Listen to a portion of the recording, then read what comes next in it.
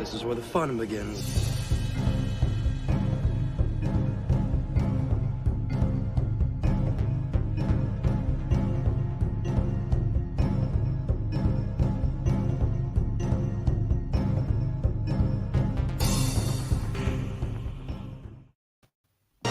The fate of the galaxy is now in your hands.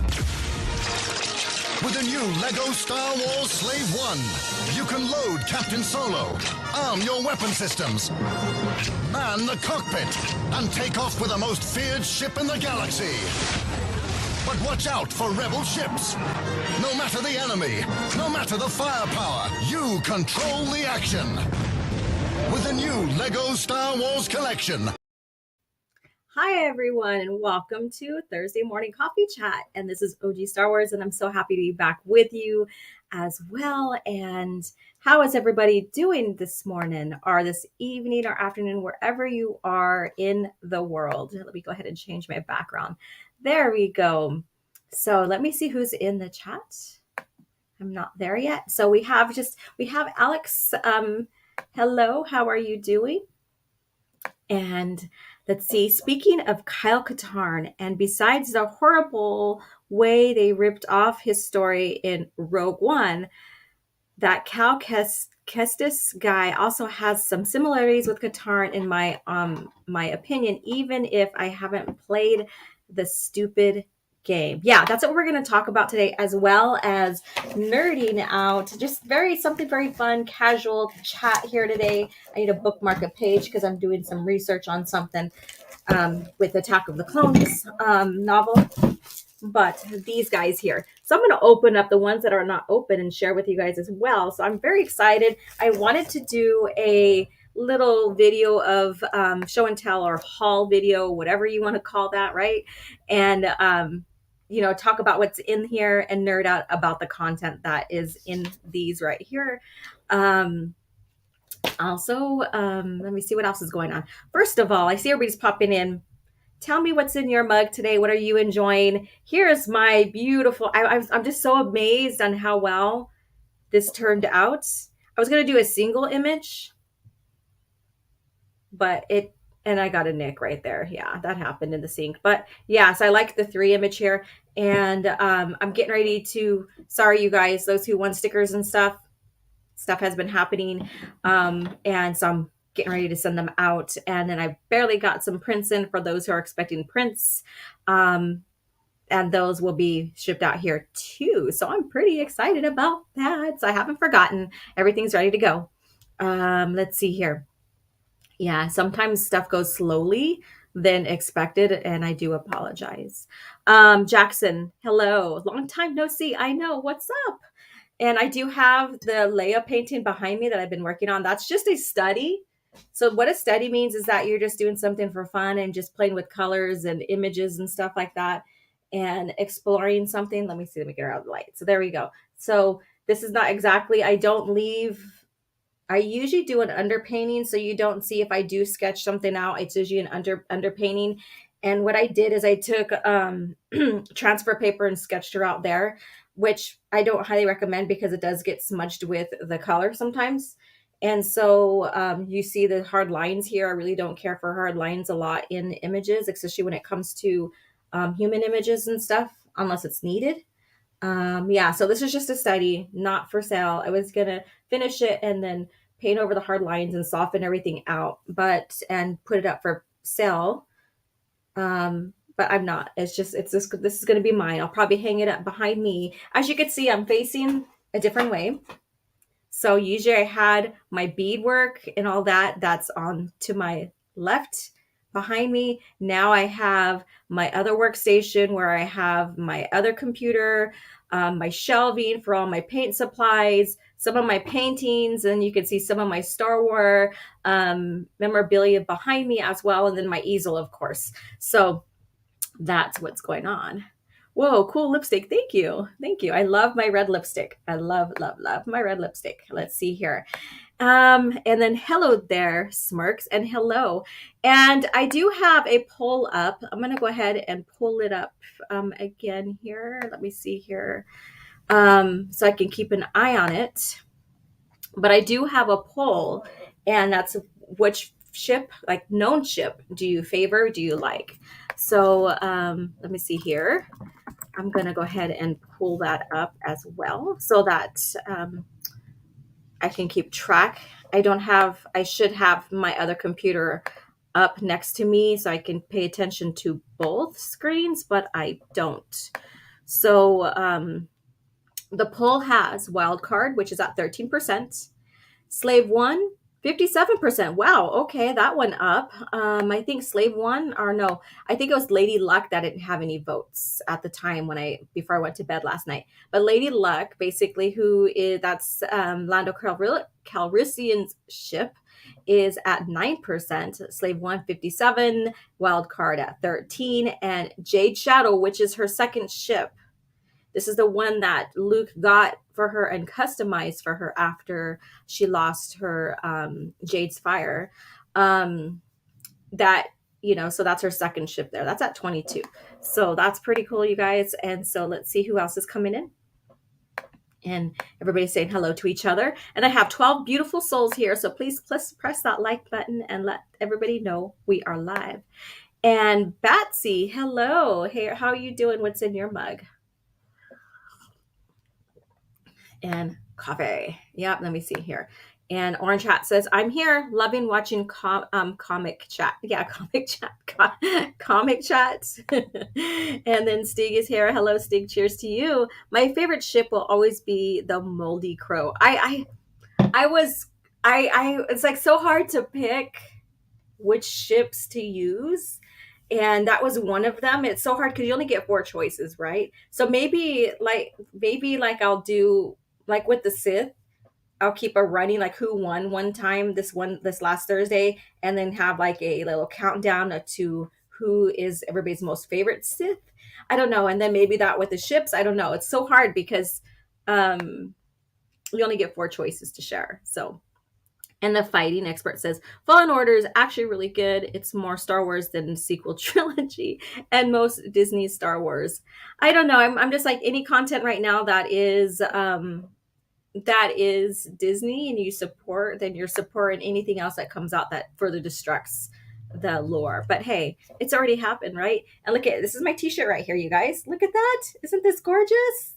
Oh, yeah. So this is my Sword of the Jedi t-shirt, Jaina Solo fell. She's a fell now at this point. Let me see here. And Orange Hat says, having my usual hazelnut. Nice. Cheers to you. And then Stig says blackcurrant tea. Cheers to that as well. Let me see. And then cheap Caff is the best Caff. And I asked in my YouTube community what you guys want to learn about more. Or, like, I just like to get a consensus because there's so much to share within the Star Wars lore. I mean, you have characters, you have world building, you have ships, you have planets. There's so much to share. Like you have Force Societies, which we're pausing this week. Next week, we'll go back to Force Societies. We'll be finishing that up. There's a few more that I need to share with Force Societies, but putting that in front of you guys, I think is really neat. And it's educational because then we get away from the norm that everybody likes, like TIE fighters and, and all that, and space battles and, Jedi versus Sith. We're getting past that. We want something more, we want to expand more in the lore and share more in the lore, basically. And Mr. Dystopian's here. Hello, how are you doing? And let's see here. Let me scroll down here. Whew. And then Iris, how you doing? Legendary Destiny black tea with Luke R2 and Grogu on the label. It's black tea with blood orange, cinnamon, and ginger. Yummy. Nice little combination there. Sounds really refreshing, like very warm, I guess you could say. Stig says the Fallen Order game has moisture evaporators next to waterfalls in it. It's beyond dumb. Yeah, I seen that. I don't know what they were thinking about with that. You really don't need the evaporator next to the waterfall, really. Favorite ship out of the ships is Slave One, but my favorite ship of all time, Ebon Hawk. There you go. There you go. Yeah, everybody's just laughing at that. Let's see here. The D5 Mantis is my personal favorite. All right, so I have a question for you guys, and I'm going to leave this question with you guys, and then you guys can answer in the chat. I'm still scrolling down saying hello to everybody, but this question is, and let's see who gets it first. We might have someone, a few people might get this first right off.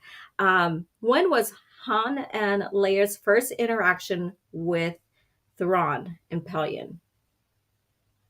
I'll repeat that. When was Han and Leia's first interaction with Pelion and Thrawn, or Thrawn and Pelion? So let me know. You can tell the source of where it happened, or exactly what happened, the novel or whatever. But that's the question. When was our first interaction with Thrawn and Pelion? Han and Leia's first interaction with Thrawn and Pelion. So a little quiz there, a little nice little quiz there. Let me see here. And let me scroll down. Let's see here. Let's see. I don't want to miss anybody. Mr. Dystopian says, you can never have too much moisture. Well, yeah, I guess. I love red lipstick. Thank you. Cheers to you on that. I love my red lipstick too. When I go and dance at powwows, and I'm dressed up in my jingle dress, my native dance outfit, wearing my beaded moccasins, beaded leggings, and sometimes I'll have paint on me. I have to have my red lipstick. It's a must. It's my thing. Don't you mean Anakin 1? I don't know what that's about. Let's see here. And the Revan's Claw was a cool one too. Let's see here. And Wildcard is an ugly ship in my honest opinion, but it's been through a lot and survived. Yeah, I don't, I mean, if you're going at looks with your decision, I guess so.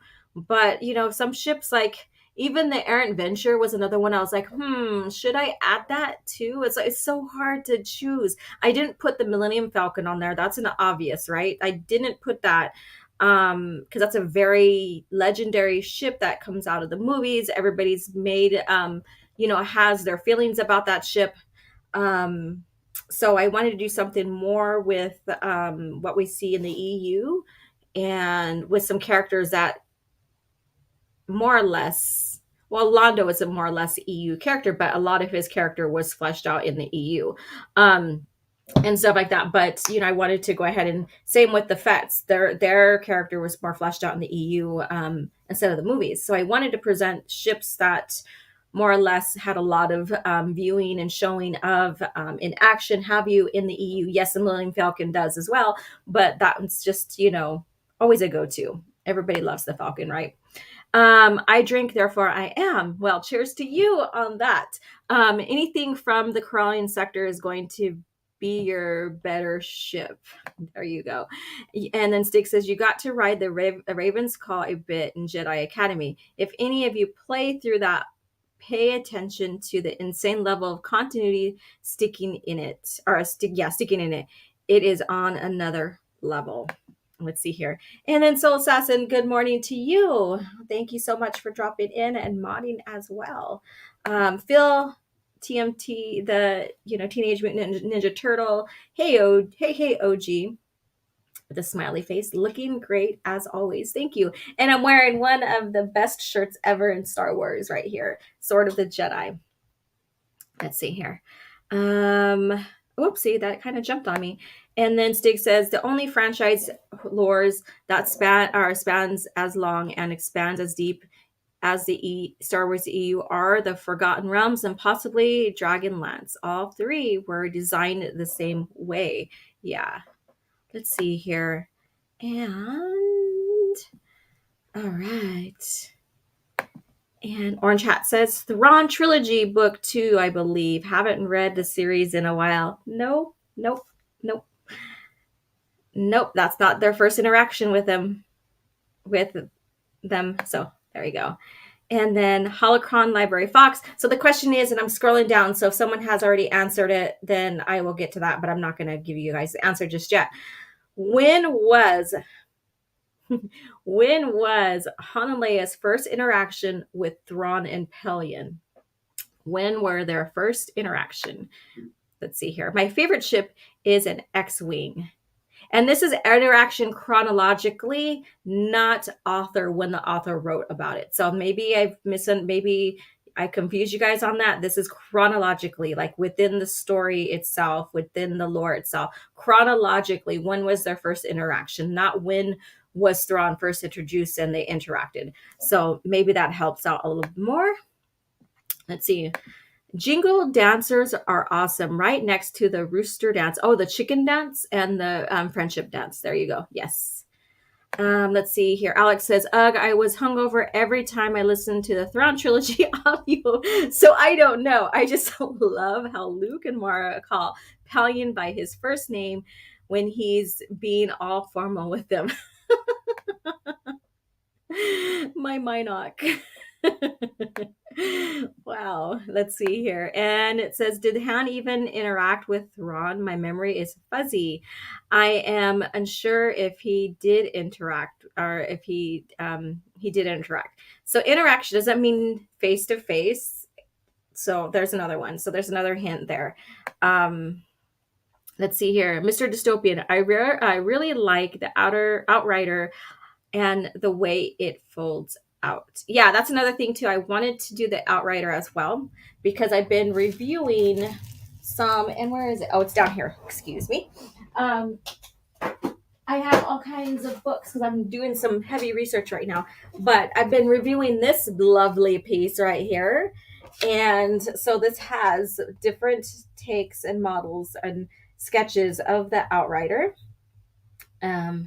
Yeah. And so I thought about using that as well. Like I said, it's so hard to decide which to use. Like when you want to do a poll and people to answer these polls. Yeah, let me see. Now that I'm flipping through here, I can't friggin' find an Outrider model piece here. That's funny. Let's see here. There you guys go. Woohoo! There you go. This is amazing, you guys. If you guys can get it, add it to your collection. It has a lot of history in there, like the development of the EU. There's a lot of history in there, and it describes how, like, in the early Marvel comic years, that the continuity wasn't well kept at the time. It was kept, but not well kept. And discovering how much the fans have been responding to continuity and how it ties to the movies, and seeing that that's what the fans want, that's where they decided to take it. And Sue Rastoni is one of them that really took that helm and started documenting the history.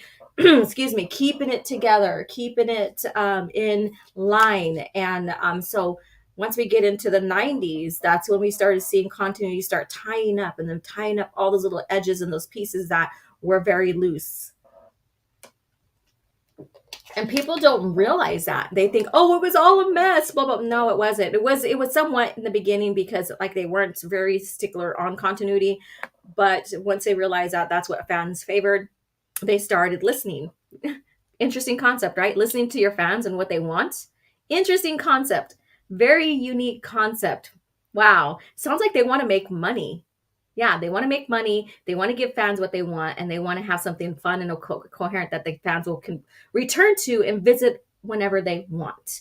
Max Relax, hello. I am halfway reading the Thrawn trilogy again, and so far Han has discovered Thrawn's name from Niles Ferrier, and that's all. Yeah, so I'm scrolling down. I do have a super chat here, or super sticker. I don't have, let me look at the screen here to see what it is. It is a thumbs up. Thank you so much. Thank you so much for the thumbs up. Canadian 199 super sticker. I appreciate every single support every single one of you guys has given me thus far since I decided to create this as a YouTube pre-Disney Star Wars channel. If you can look in the history of this channel, I didn't take the videos down. There's a lot of me dancing at powwows. I didn't upload a lot of videos. Like the better ones I have are on Facebook, which I should transfer over to this so you guys can see what I do. But I never took them down. And even belly dance, I never took them down. So they're there. They're there. So you want a little history of me. That's me. That's me in A nutshell. And Matt G, cheers to you. Like, oh my God. There you go. You got that out of me. Jackson says when Theron was disguised as Boba Fett. Nope. Let's see here. I think Jackson got it right. So what was that? Where was that at? Because let's see here. I think I know what you're talking about. I think I know the scene, and I think I know the novel you're talking about. Um, let's see here. So again, when was the first interaction? The very first interaction Thrawn or Han and Leia had with Thrawn and Pelion. Okay, so I'm going to go ahead and reveal that so we can move on here. Let me just scroll down and see if you guys got it here. Good day, Oobly Jubilees. How are you doing? Cheers to you. What's in your mug? Look at this. So those who don't know, I'm an artist, if you haven't noticed, like the images behind me. And this is the real Asajj Ventress. I modified her here because originally she had Obi-Wan and Anakin with her in this image. So I modified it and changed it up a bit. And you could buy prints of this. I got a nick here. I'm very sad about that. You can buy the actual mug. There'll be 3 of her on the mug. I was just going to leave it at 1, but I think it's pretty cool with the 3. So yeah, any and all support helps the channel. Darmet says, who would have loved to see Sir Ian McKellen in Star Wars movie for the ST? Sorry about that. I just totally butchered that. That would be very interesting.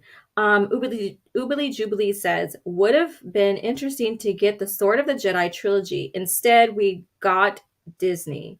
Was Crucible any good as the standalone and as an ending to the old EU? Well, it wasn't supposed to be ending to the old EU, but it was basically a closure kind of to the big 3. So they're handing down the torch, and that's all I'm going to give. You guys need to go read it, make your decisions. I don't want to just have you guys decide through what I tell you. I want you to experience it yourself, because there's some things that they were exploring that expands the Force a little bit more, I guess you could say. And some people don't like that kind of stuff. Some people do. So I'm not on top of that. So I just want you to go experience Crucible yourself.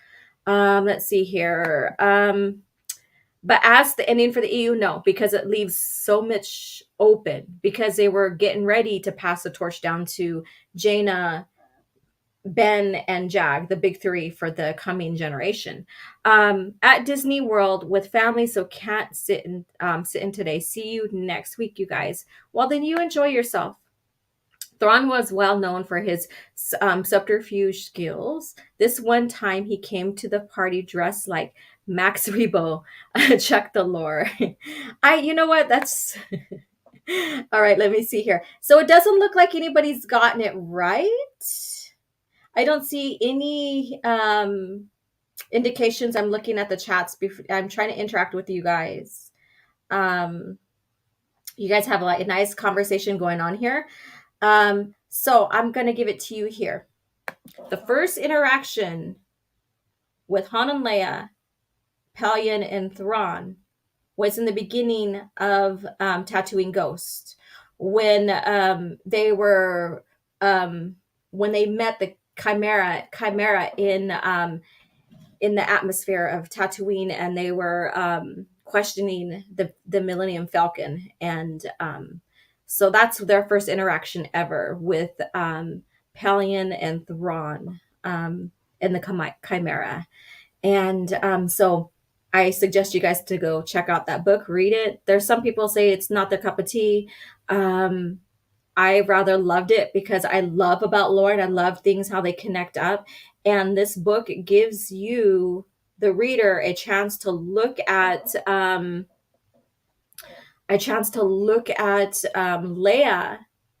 and her being newlywed to Han Solo, and deciding that maybe kids is not right for her because she doesn't want to have another Darth Vader, basically.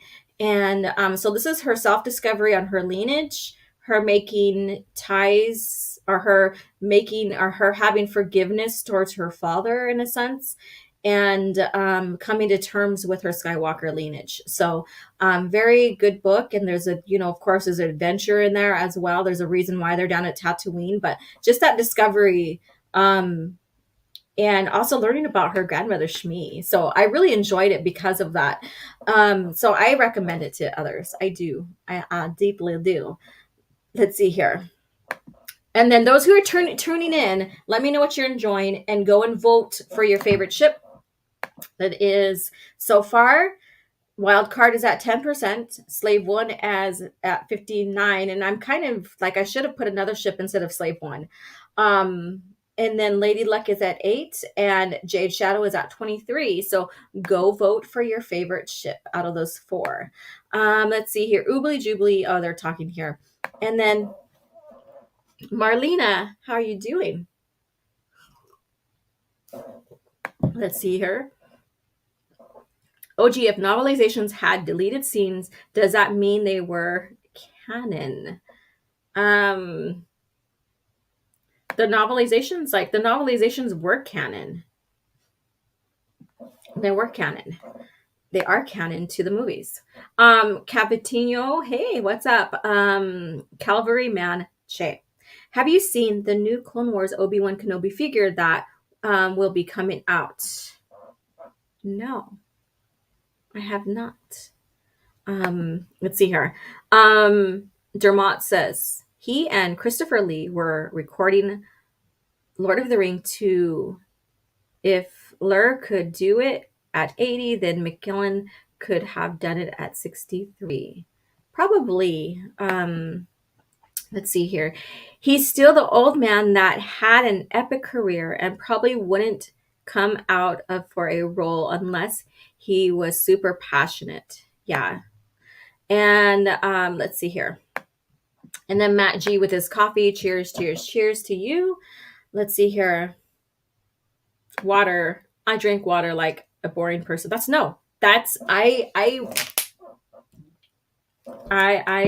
get it. And I am happy that you do. That's my big thing. Stay hydrated. Stay hydrated. Oh, well, thank you. Cheers to you for the compliment. I appreciate it. Filoni turned Ventress into a retard in IC, or you mean TCW, probably for representation reasons. Yeah, we don't know, but I just don't like how that happened. Crucible is a bridge novel. Passing the Torch is correct. Let's see here. And all right, so let's go ahead. We'll go into the cringe factor. And this time, it's not Soul Assassin's fault. So this is not on him whatsoever. He doesn't get blamed for this. It was Open Airlock Policy, our Tim, that shared just the copy, or like a screenshot of the title of the article. And I'm like, that's perfect for cringe factor for coffee chat. We are going to talk about this. And this is about Kyle Katarn. And Kyle Katarn is one of the most popular EU characters, making his debut in the games and also in the little trilogy that's written from the games. And so I know some will cheer it on because I don't know how to explain it. Maybe they're idiots. I don't know. Not realizing that his character would only be in name only and not how it was developed in his original character arc. But there are many of us who has played the games, who have read the novels, and even the novels after his initial introduction, and got to know him in the EU, would know and would be very pissed off about them bringing him in because he's useless now. There's no reason. Like, his main arc was about the Death Star plans and about discovering he's a Jedi, and about his encounter with Jarek and the thought bomb as well. There's a lot of like I wouldn't even say nuances, but there's a lot of like heavy basically character arcs that made him into the person he is, even his interaction with Mara Jade and his relationship with Mara Jade. Yeah, so that right there is another reason why he will not be could ever fit into the new lore. And Stig says Katarn can't possibly work in Disney canon. Morans keep cheering it on anyway, though. Look, my toy is on TV. Let's see here. And then Ubali says Thrawn got butchered. Yeah, well, see, that's the thing. This is mainly about George Lucas era. So the butcheredness of these characters, they're not. We're sticking. This is about George Lucas's era of Star Wars, and so they're still intact. Their lore is still there. Yeah, we're not going to get any more expanding on these characters, but they are here kept in honor, and that's what this channel is about. But we could still discuss and compare and contrast is what I like to call it, and discuss like between the new lore versus the original lore and the differences. So yeah. And someone says thought bomb. I just passed it up here. Where did it go? Yeah, that is a Sith alchemy, a Sith ability to trap Force users, their essence. And yeah, but they named it thought bomb. And this is not a new concept, really. Yeah. And then Stig says Thrawn is Gargamel in Disney canon. And yeah, it's only caffeine I got in the house, and I don't drink coffee. Need a pick-me-up because I'm doing lots of drawing today. Nice. Let's see here. My phone is like going off like crazy right now next to me. So if you hear a little buzzing, that's what's going on. It's this. Okay. And Max says the old Solo trilogy describes Naboo ships in detail. I believe George honored the books with the choice in the prequels. There's a lot of honoring that George did. Like when you do your research, and we'll get into that article here pretty quick, okay, you guys. But when you do your research and you start diving deep into the development of the lore, like you discover there's a lot of tie-ins from the movies, even with the special editions of the OT. There's a lot of tie-ins with the EU and the to the PT and the OT. It's all there. So George did like the EU. Yes, he had rights to retcon anything he wanted to because it's his company, right? But that doesn't mean that it's hate. It just means that if he feels okay, I want to go a different direction than what is shown here, he has every right to do that. We who love the EU knew that and never argued against that. And people who hate the EU tend to use that as an argument, saying, oh, well, George can, retcon it anytime he wants. We know that he's the owner of the company. He's the one who created the lore. He's the one that basically created that sandbox, as he said, so that people can go in there and play in it and expand on the stories that he created, right? And he went and said that everything that those authors created, and even the gay people who created the games, because they did create the story behind the games, that is canon. How you played the game necessarily wasn't canon, but the story, the plot, the story was canon, right? So he admired it, and he used from it as well, and he brought it in to movies and all of that, and anything that he did quote unquote retcon or change direction on, then the EU changed direction on that as well to keep everything in one continuity. People don't realize that. They just want to go ahead and have this tunnel vision and think that these words that George said means there's hate, that he discarded it, he didn't like it, he didn't use it, he wasn't involved, he didn't see it as canon, blah, blah, blah, blah. But in reality, it was all canon because he hired people to keep that continuity. Let me see here. Orange Hat says, Lucas EU is kind of time capsuled, perfectly preserved forever for fans like us. If anyone's seen Doctor Who's Day of the Doctor, kind of like the stasis cubes. Correct. And I didn't, thank you. I was like, I have it in the top of my head. It's like everything is going off here and it's like, it's not coming out the way I want it to sometimes. Sometimes my words and my emotions and all of that just gets all tangled up, and sometimes my words don't come out as eloquently as I want them to. Max says we need that respect from the owner of the brand. Correct. And he had a lot of respect for it. He did. It's well documented. And then like even with him saying about like Palpatine never came back, Luke never married, well, he did approve all of that. He did. And he even talks about the grandkids in the novels. And so I think it's kind of odd people use that as that and then not realizing that that had to be corrected, and that was a misstep, and George felt good about everything, basically. Orange Hat says the thought bomb was a ritual of the Sith. Yeah, alchemy. And was like a original concept of Force Storm, which Bane used in Path of Destruction. Yeah. So that's what alchemies are, is that they're a ritual. They are a way of using the Force to for their own bidding, I guess you could say. Let's see here. Ubli says, according to George, the EU was canon unless he explicitly I can't even friggin' talk today. Explicitly decided otherwise. Yep.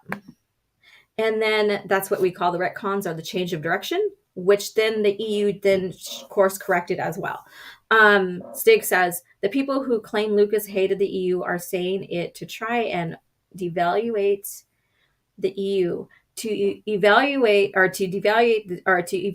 the EU canon simply because they never knew about the EU. Make the stuff I am clueless about go away. And what is funny about that is that I ran into someone on Twitter that was like, oh, what I've seen from the EU, I never read it whatsoever, but what I've seen of it, I know it's trash. And I'm like, how do you know it's trash? The only thing that you are critiquing is the image, but the story behind it and the story that led up to that story and the story that led after that story, you have not read. So you don't know what's going on. You're critiquing an image and then putting in your own explanation. Read the damn content. Do your research, then evaluate. Because I could take a look at a picture that's done and not know the story behind it. Like this one here. There's a story behind this. This is a young Leia in the Senate. So this is her very young when she started going in the Senate. Now, if I didn't know the story, I could look at this and say, she looks like a bitch. She looks like this, and this, not knowing the story, what's going on in the situation. Now, I'm being hyperbolic. I am, because she's not a bitch. Well, in Disney canon, she is. Yeah. So George even referenced the EU in front of Kathleen Kennedy, right? And I got a nice super chat from Abu Nas. $10. Thank you so much. Cheers to you. And hopefully you get this amazing mug here and add it to your collection. Look at Asajj. She is friggin' amazing. I'm broke right now. Had to come here real quick to show my love. You didn't have to if you're broke. For my EU elitist who's looking so good in the Sword of the Jedi shirt. Keep shining light on the truth, darling. I'll be back. Well, thank you so much. And you didn't have to spend $10, but thank you for the support of the channel. It's greatly appreciated. I do need a new, I want to get a green screen. I was supposed to have gotten one a year ago and it didn't happen. So Ubli says, also, anyone remembers when Boba Fett and other Mandos kidnapped Princess Leia on behalf of the Emperor during the Clone Wars? Let's see here. And then, hail everyone in the chat. So thank you there. Let's see here. And let me scroll down. Okay, so let's go ahead and pull up this article. Let me see what Abu has to say here. OG, I'll be listening during my lunch break, but I have to run some errands. Yeah, let's see here. And let's see here. You see the same thing with George Martin, really. The people who never read the books are the ones who are pissed about the book 6 not being finished. Bash the latest thing, kind of. And let's see here. And Disney does the opposite. It attacks its fans, and it openly doesn't give a F. Yep. We hear KK say the books don't exist. They steal ideas from them all the while and then execute them poorly. Well, they can't execute them seamlessly because it doesn't fit. That's the thing. It doesn't fit. Let me go ahead and pull up the article now so that we can get into Cringe Factory. I'm going to go ahead and read the standings. So if you're joining me now, I hope you're enjoying a nice beverage, sitting back, listening. And I need you to go vote on this poll. We got maybe another 20, 30 minutes, and then it's going to go down. Sometimes it might stay up a little longer if I forget. But what is your favorite known ship? Wildcard is at 8% right now. Slave One, 59. Lady Luck, 10%. And Jade Shadow, 22%. I should have, because Slave One is also a very well-known ship, I should have added another one instead, like the Moldy Crow or something. But hey, that happens. Let's see here. Let's go ahead and pull up the article now. And you guys are hopping in the chat. Thank you so much. I have 28 beautiful souls here. Press the like button. And if you can, become a member of the channel. In fact, I haven't even announced that I was going to do the drawing or pick the name to win the next painting that I'm doing, and I haven't even started it. So I'm letting it run a little bit further. Is a copy of a chance for channel members to win a copy of the Boba Fett painting. And I don't have the image next to me right now because I did change my studio around. So it's still going on. So anytime you come onto a live channel as a, in the chat as a channel member, I will be taking your name down and you're going to have a chance to win a copy of that painting. It's going to be a big list. It's going to be a big fat wheel because I'm just pushing it, further along because of stuff that's been going on in my life. It's been very busy and I want to give people a chance. And since I've been canceling some coffee chats because of life and stuff like that, it gives you guys a chance to come in and try to either become a member or as a member, get your name entered in the drawing. Let's see here. Window. Nope. Let's see here. Okay. So this is going to be so interesting. So when I was researching this, and I don't have the other article up to compare, about 2000, let's see here, about 2019, I believe that article was published, and it was saying, it's by Screen Rant, and it was saying that there's no way Kyle Katarn could fit into the new lore. And they stated the obvious, they stated the obvious about the Death Star plans, how he got the Death Star plans, how his interaction with Mara Jade later on, and how Luke, and how he's part of the new Jedi Order, which basically falls apart almost when Luke creates it. All of that. And so I had some unique points there, and they kind of teeter, and however, some points can work. Well, this is almost similar, but it goes further into why they think that it could work. So let's go ahead and check this out here. Let me see. Mr. Dystopian says, Disney rips off characters and plots from the books and games because they simply don't want to pay royalties for the works of others. Let's see here. They do have, like, every time they reprint a book, they have to pay royalty, but they do have full control of the characters and stuff that was created for their licensing for the lore. So there's a little different aspect in that compared to the royalties for the books versus the royalties for the characters. The characters are owned by Lucasfilm. Let's see here.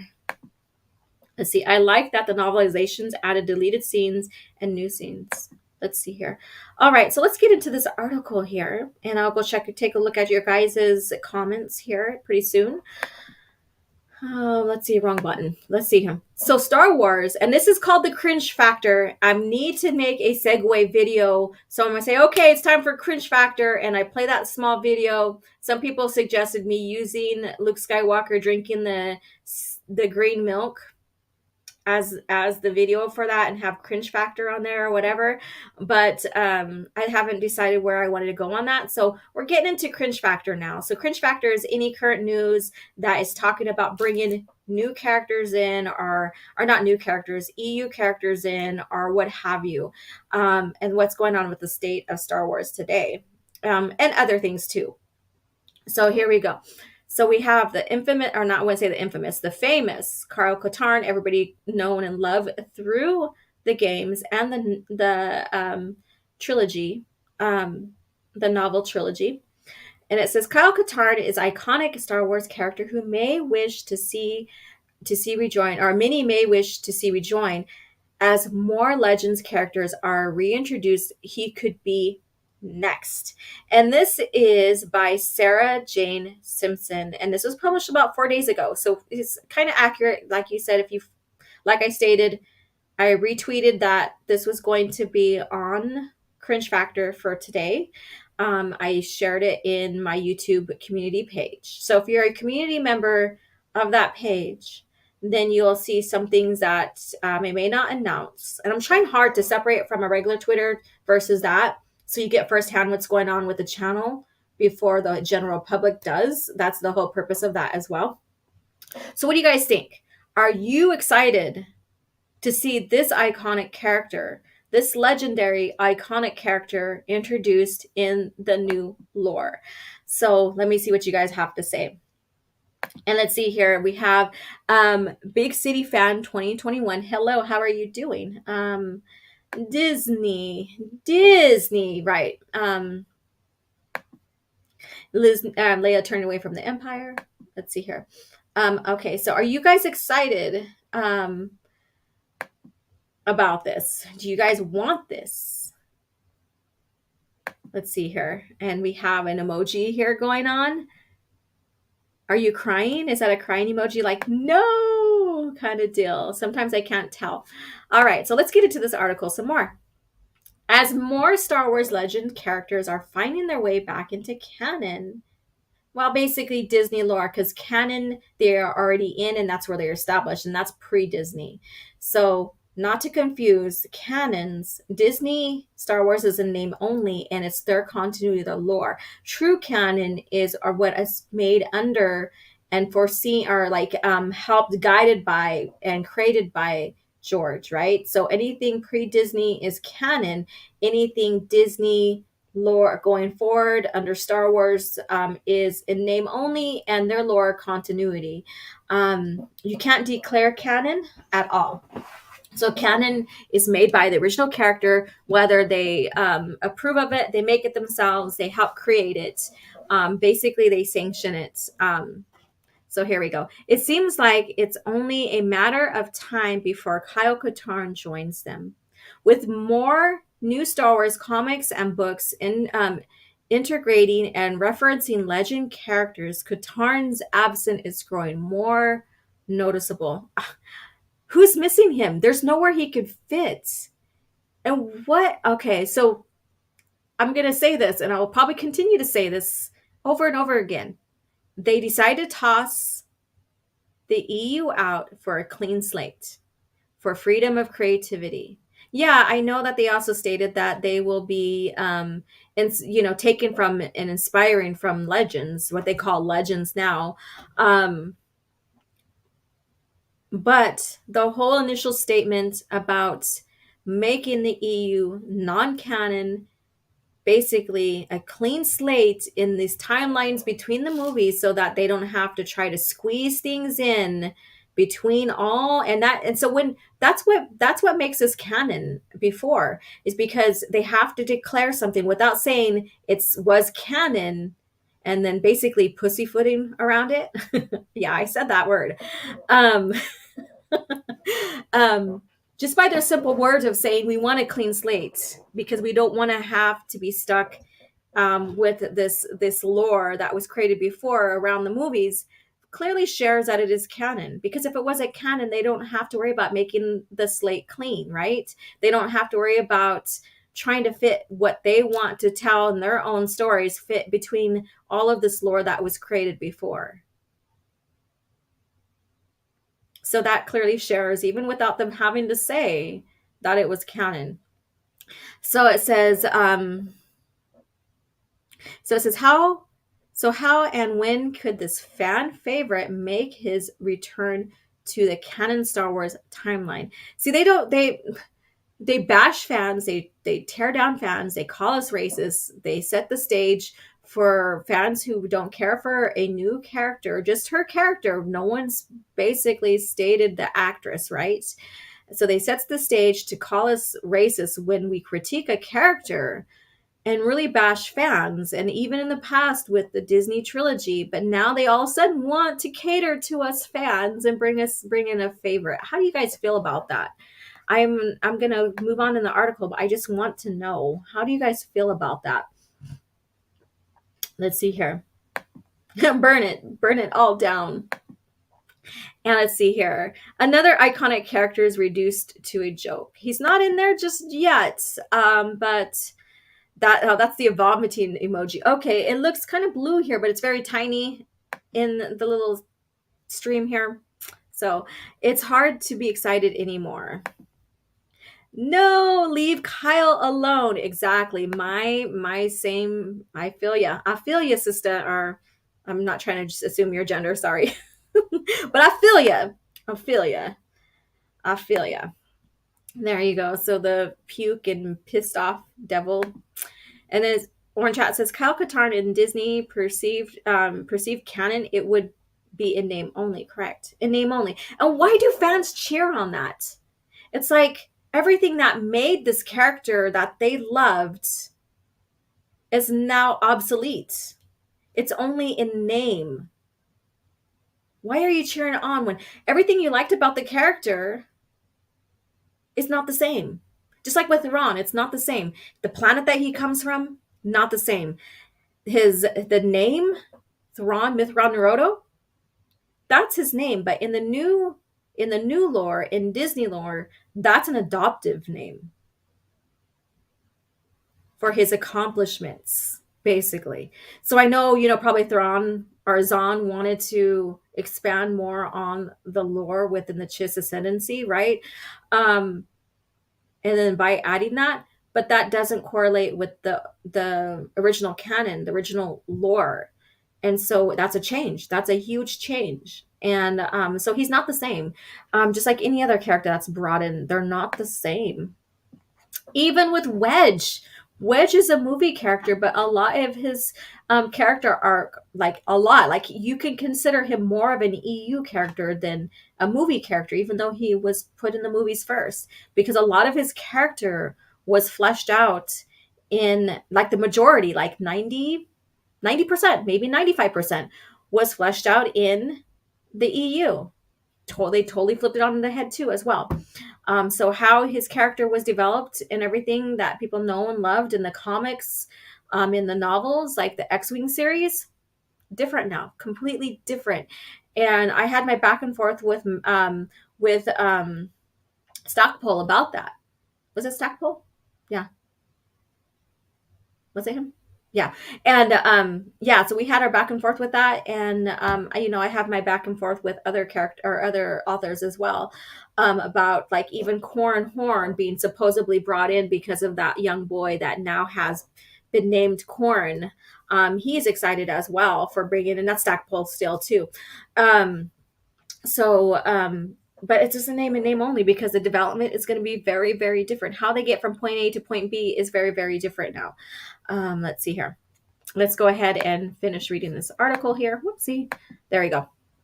As a former Imperial soldier turned rebel turned Jedi master, Katarn's journey is incredibly popular among Star Wars fans. Katarn's first appeared in the 1995 game Star Wars Dark Forces, which also the novels were being written at the time, as well as the game being produced, before going on onto future in the sequels, as well as numerous books and comics. So what they mean is, like, moving on into different different books and stuff like that. However, when Disney streamlined the Star Wars universe into let's read that again. However, when Disney streamlined the Star Wars universe in 2014, they didn't streamline it. The EU didn't need to be quote unquote streamlined because it was all disjointed or what have you, if that's what what she's alluding to. What they did is they basically did a clean slate. not streamlined. So maybe I'm getting that wrong. But streamlined to me basically means like thinning or, you know, roughing the edges out. That's how I see that. Roughing the edges out. The EU didn't have edges that need to be roughed out, basically. But what they did in 2014 was like, it's no longer canon. It's no longer part of the universe. We're not going to use it anymore. We want a clean slate. We want our own creative freedom. So there you go. Katarn became one of the many beloved characters to no longer be considered part of the canon universe. There you go, canon universe.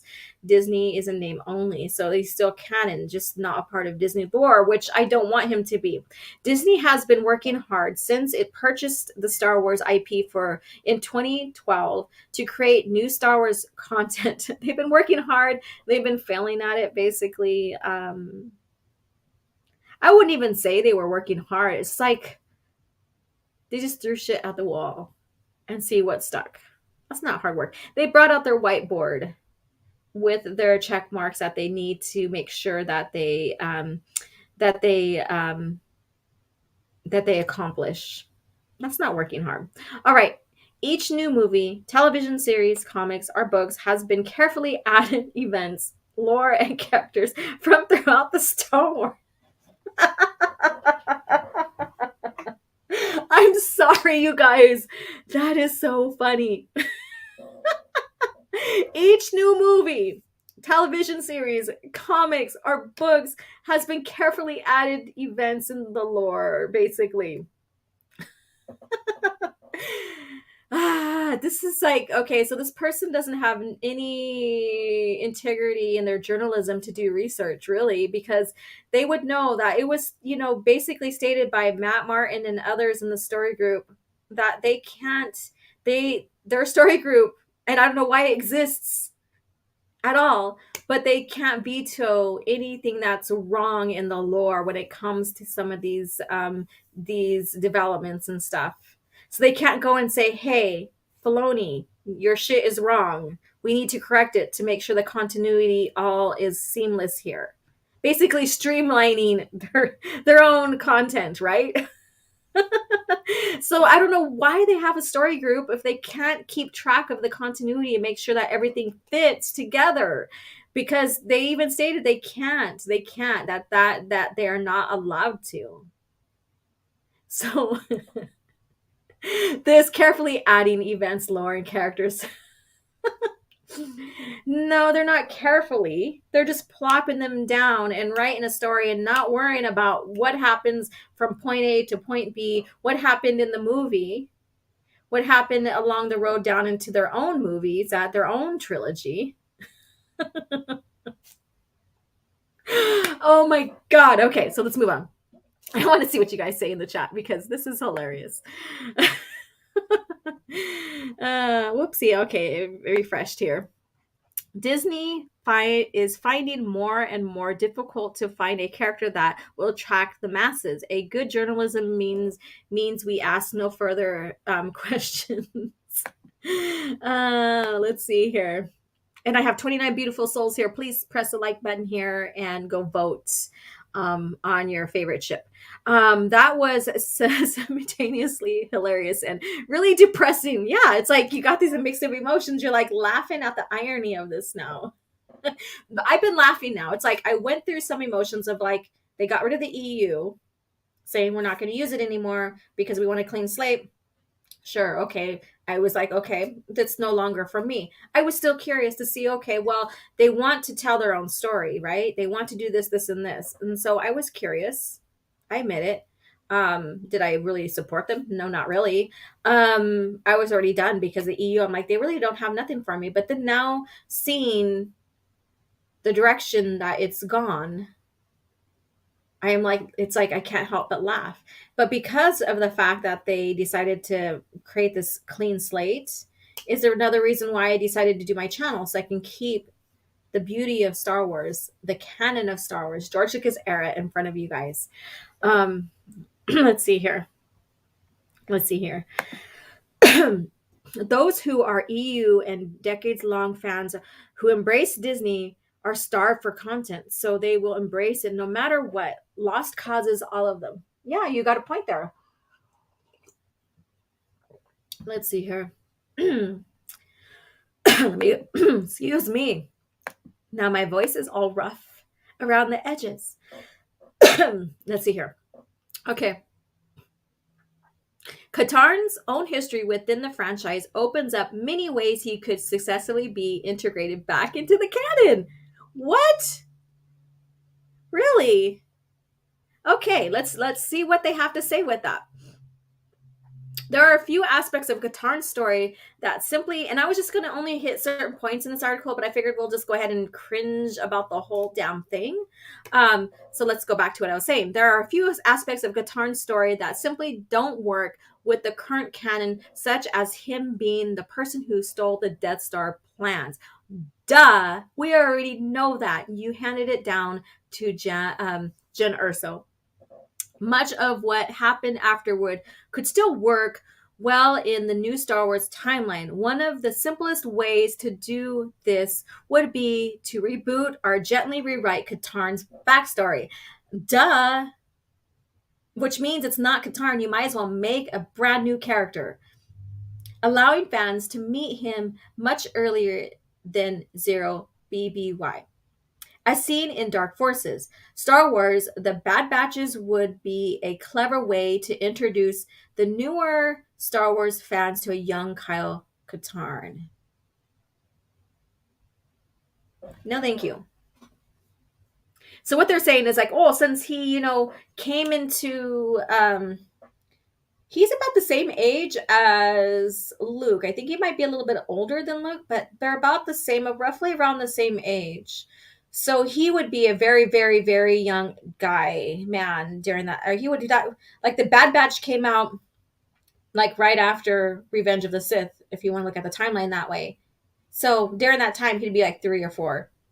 That wouldn't work. That would not work. You would have to rewrite his age. It would be a fun Star Wars story to see a plot where Clone Force 99 meets Katarn at the Imperial Academy. He, along with other cadets, could be shown a different side of the Empire than they would experience. So they're saying maybe rewriting his age as well, because Kyle Katarn basically goes into the Academy like right before Zero BBY, and he leaves his father. So I might get the dates a little bit wrong on that. I didn't do, I have to take a look at the timeline. I haven't had a chance to do that.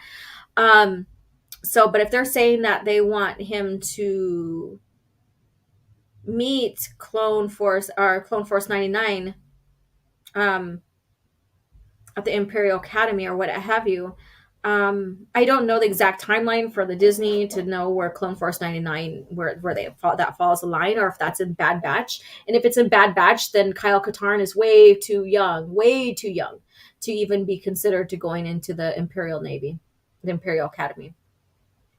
Let's see here. Perhaps meeting the former clone troopers could start the journey for Katarn to begin to question the Empire's motives, given that Katarn's original story had him defecting from the Empire following his discovery that they staged the attack that resulted in his father's death, having them already suspicious of them makes a lot of sense. So what do you guys think about that? Let's see here. Let's see here. And then we have Canadian Collector. Hello, how are you doing? Please go vote for your favorite ship. I will go ahead and close the polls here in another few minutes. Wedge was a rebel pilot who thought making the trench run was impossible even for the computer, but Luke proved him wrong and then successfully took down the AT-AT and made the trench run in the Death Star 2. Yeah. Let's see here. You think about it, Kyle is everything Finn could have been in the sequels, but didn't. And that's the thing. They were, I would say, even with Finn, make him, like if you want the Imperial defect, make him his own character, which Finn would be, but don't give him another original character's, development whatsoever. Don't do that. I don't care for that either. Make him a whole new character. Maybe similarities, but not the same. Let's see here. He also provided Mara Jade access to one of Card's ships and was In fact, the first person after Luke who Mara Jade met from the Republic, right? Yeah, he kind of helped train her. He went to the dark side. There's a whole like story behind that. How could Disney fans be orgasmic about the EU characters being introduced into the garbage when when everything in it is leading to the horrible Disney movies? Because they don't care. They don't care. It's about emotional member berries for them. They don't care about continuity, any of that. Let's see here. Oh, whoops, see, it jumped on me. I hate when that happens. Wow, you guys are just really, really chatting away in here. I love it. Let's see here. Oh, Omega is going to feed him the bottle. Oh my God. Let's see here. Rewriting age. That's the same crap Lucas almost pulled with Darth Talon when he nearly placed her in the post Return of the Jedi era with Maul. And that's the thing. I did a YouTube video about that because he had the idea. He liked her. He had the idea with her interacting with Maul and stuff. And then it turned the idea from that ST points that he created with that turned into the game, Battle of the Sith. And from there, they course corrected continuity. And he's like, yeah, let's course correct continuity. So it was all his idea as well. So that thought, those ideas was turning into the game, which then got canceled because it was being produced during the timeline of the buyout. And there's other circumstances with LucasArts that was going on during the time as well. The member berries to jerk to. Well, let's go ahead and get past through this article here. Let's see here. Where did I leave off at? Perhaps meeting the... Okay, I think I read through that. Now look at that, him right here. Badass. Another simple way to reintroduce Kyle Katarn into canon would be by using plot already in place. The Book of Boba Fett and The Mandalorian have shown Luke Skywalker and how he is beginning the new Jedi Academy in Star Wars canon. He is leading... Okay, so we know what's going to happen to that academy. We also know that he didn't bring in any adults. Most of it was maybe teenagers, like Kylo was, and younglings or children. There was no other, there was no adults in there. They all perished, from what we know. They all died and perished, and we know also that some of them probably went to the Knights of Ren. So, are you saying that those who didn't perish, like Kyle Katarn, for example, if that was going to be the fact? That he's now Knights of Ren, that doesn't fit his character whatsoever. Bring in Katarn for this would work brilliantly as part of the Mandalorian or as a separate series, game book, or comic. Katarn didn't discover, let me go ahead and get that up there. Katarn didn't discover his connection to the Force until after the Battle of Endor, which put him precisely at the right time period to join Luke in his new school. And Luke didn't create the academy until sometime later after Return of the Jedi. So that still wouldn't fit. At the time, I think Luke started creating the academy a few years after Return of the Jedi versus in the Disney lore, it was further out in the timeline. There is a huge gap of 30 years between Return of the Jedi and The Force Awakens, with plenty of room to tell many stories about. So with that, that would mean that Kyle dies somewhere down the line. But when you look at the original lore, the canon, pre-Disney, Katarn is well alive, even in Fate of the Jedi series. He's alive, and I haven't read Crucible in a while, but I don't think he really shows up in that, but doesn't mean he's not alive. But yeah, so we would have to think that he died during that time frame, which doesn't fit as well. Another approach would be to have Katarn appear in some capacity as a gray Force user. Fuck no, there is no such thing as a gray Jedi, gray Force user. And here we go. So this person is just out of their mind. Self-taught as he originally was, could have perhaps trained Grogu independently of Luke. There you go, you guys. What do you think about that? A gray Jedi who taught himself, who could perhaps train Grogu independently of Luke. So then you would have to think, okay, so Luke cowered away, gave up on the Jedi, yet there's Kyle Katarn with him and Grogu out there somewhere, and they totally ignored the First Order coming into the galaxy and taking over. Just like Ahsoka did. Just like Ahsoka did. Oh my God. To see how ridiculous this lore is now? It's like we have these characters that maybe shouldn't be in the timeline or be in that part of the timeline like Ahsoka, and all these events happening. And yet, where are they? Why aren't they there? Why aren't they there to help out Luke? Why aren't they there to slap Luke in the face and say, "Get over yourself. You ignored." Like the novel Shadows of the Sith basically shares that Luke knew things were coming, knew stuff were happening on Exegol, all of that, and he ignored it. He didn't tell the New Republic. He didn't tell his sister Leia. He just totally just let it be. So now everything is his fault. Now everything's his fault. So where is Ahsoka during this? And now if they ever brought Kyle Katarn in this kind of capacity, where's Kyle Katarn in this? Where's Grogu in this? See how badly this would be, how poorly written, how poor this lore is? Even without having Katarn in there, like with Grogu and Ahsoka, and then Luke now ignoring everything that's going on with Exegol.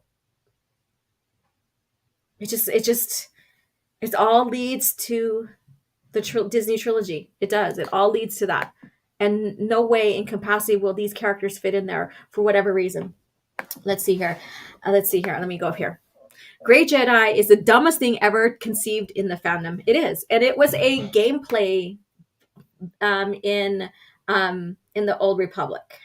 It was a gameplay concept. And then it was also eluded parts of the lore, like I think in one of the Republic comics it had some kind of like someone referenced it, but that's it. It's mainly ignored. It's nothing that was ever expanded on, nothing at all. It's not really canon.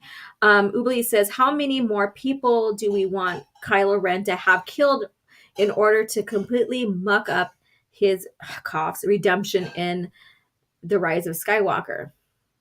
Let's see here. It sounds unbelievably, but this man thinks that Jar Jar Binks is a good idea. That's why they have to reboot the original trilogy, correct? Yeah, Ahsoka and Grogu were all chilling on Batu doing 8 balls during the slow race in space. Wait till we hear Kylo Ren kills Mara. And let's see here. He prefers Ewoks to take down an entire legion of the Empire's best troops. Let's see here. Let's see what else you guys have to say. Luke will rewritten so that the Last Jedi is no longer a character assassination. Huh? No, they're not. They're heading down the same way. The Shadows of the Sith shares that he knows of Exegol. There's a lot of referencing to the Disney trilogy in that novel. And I can't wait to go to Barnes & Noble and sit down with that book and take notes. I'm not buying it, but I'm taking notes because I am doing another compare and contrast with Luke Skywalker and the new lore versus the original lore, because there's a lot more to compare now. There's a lot more. So I'm doing a part 2. Yes, hit the like button.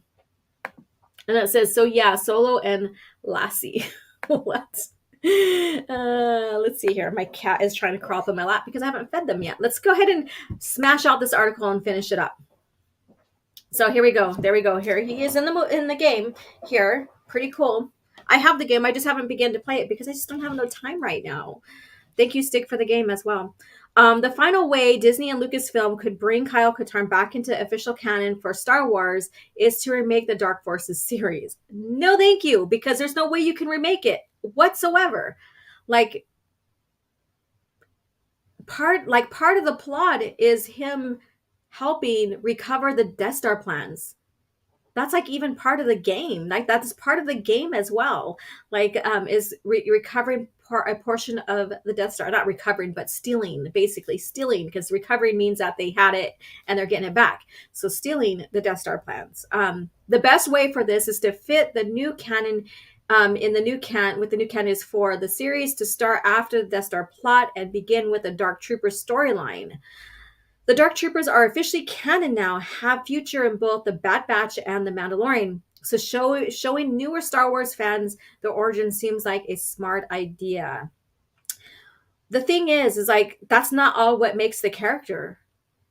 He just deals with them during his missions, right?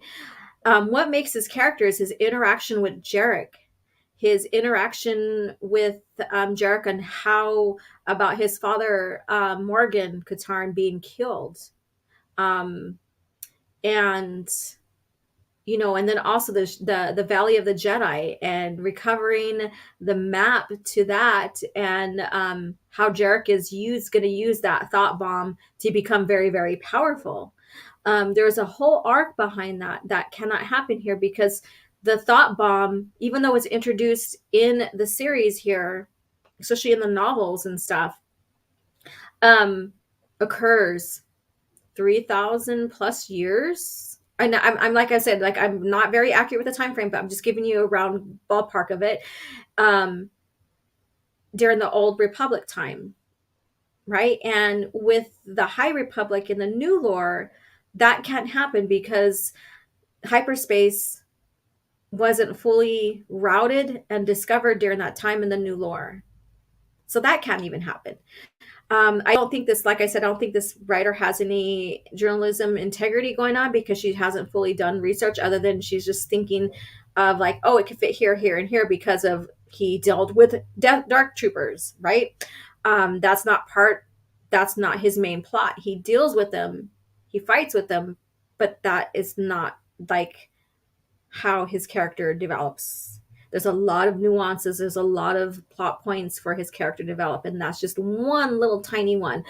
Through The Mandalorian, season 3 appears to focus on Din Djarin and Bo-Katan taking their shattered homeworld, retaking their shattered homeworld of Mandalore. Perhaps a subplot could be introduced later in the series, which sees Katarn concentrate on the Dark Trooper program and Moff Gideon. This way, his ties to Luke can be reestablished in the new Star Wars canon timeline, along with his role in the elimination of the Dark Troopers.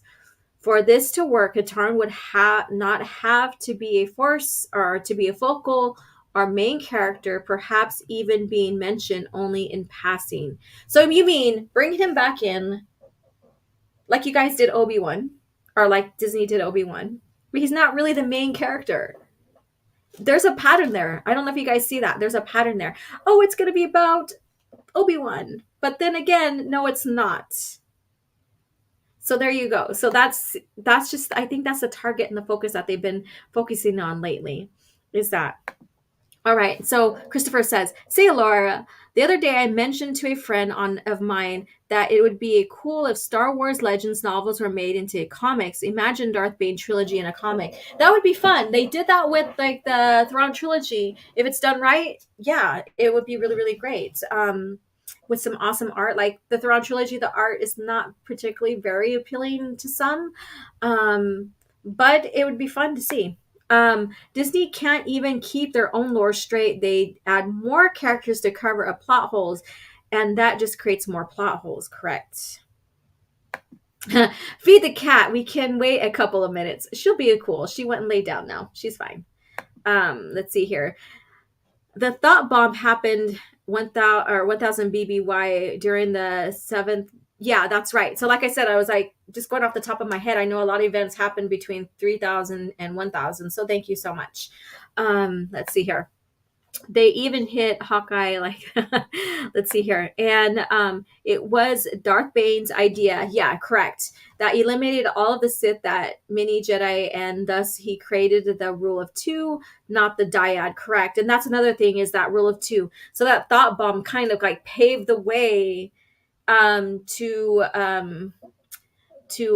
and it's like from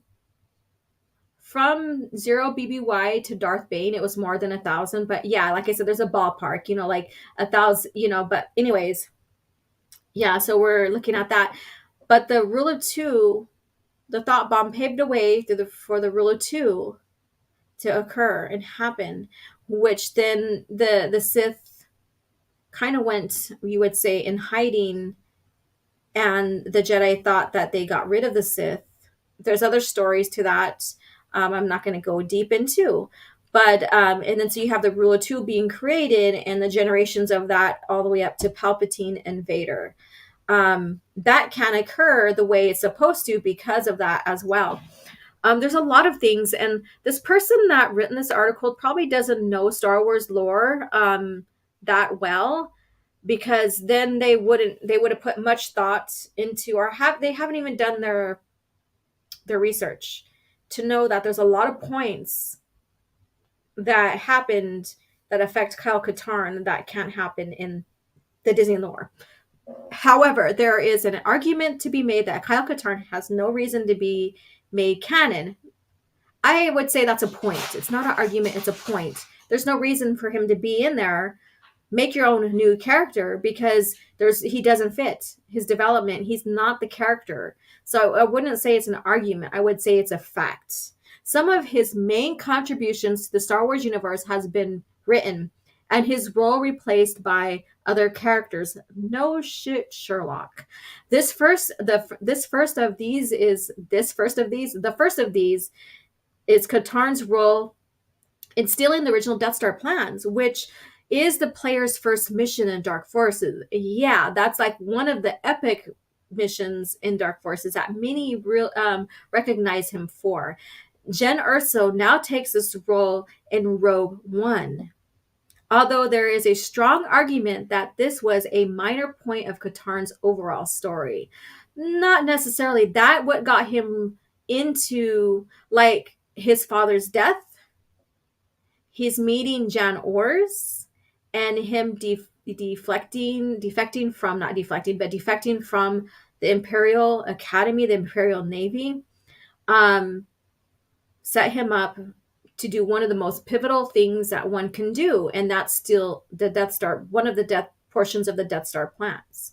That sealed his deal, his fate in with the Rebel Alliance, I guess you would say. I wouldn't say it's a minor aspect of Katarn's character.